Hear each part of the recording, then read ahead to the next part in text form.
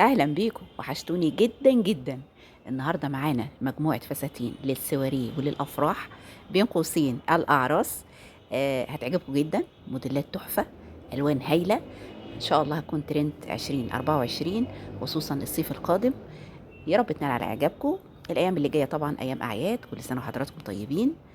بتكتر فيها المناسبات السعيده والافراح والخطوبات، فطبعا كالعاده بنكون محتارين في الموديل اللي يعني عاوزين نرتديه.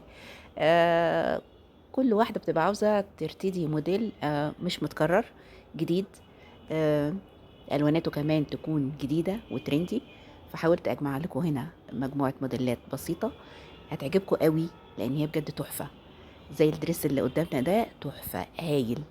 طبعا غير مناسب للمحجبات مبدئيا كده. لو حابة تنفذيه للمحجبات محتاج شوية تقفيلات يعني. والدريس ده كمان حلو قوي. الرسالة في الدريس دوت إن الأكمام الطويلة موجودة وبقوة.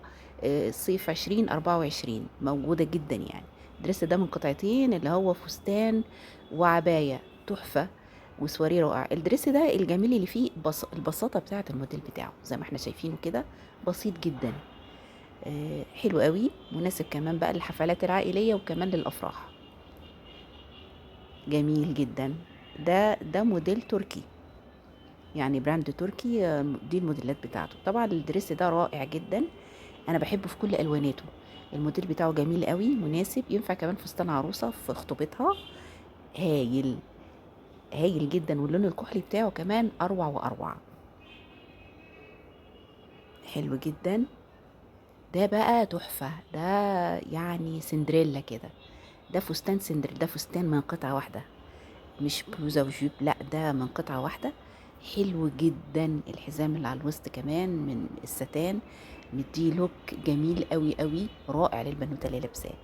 طبعا جميل ومناسب لكل الافراح، لكل المناسبات السعيدة. الفستان اللي قدامنا ده روعة. جديد، يعني هتحسي كده ان هو مش متكرر. آم، م- تحفة جدا بصراحة، يعني اديله 9 من 10. الفستان اللي قدامنا طبعا ده يعني 10 من 10، يعني ما شاء الله تحفة جدا. وينفع برضه فستان عروسة. يا رب الفيديو يكون عجبكم، ولو عجبكم ما تنسوناش في الشير واللايك. ولو ما اشتركتيش اشتركي في القناة.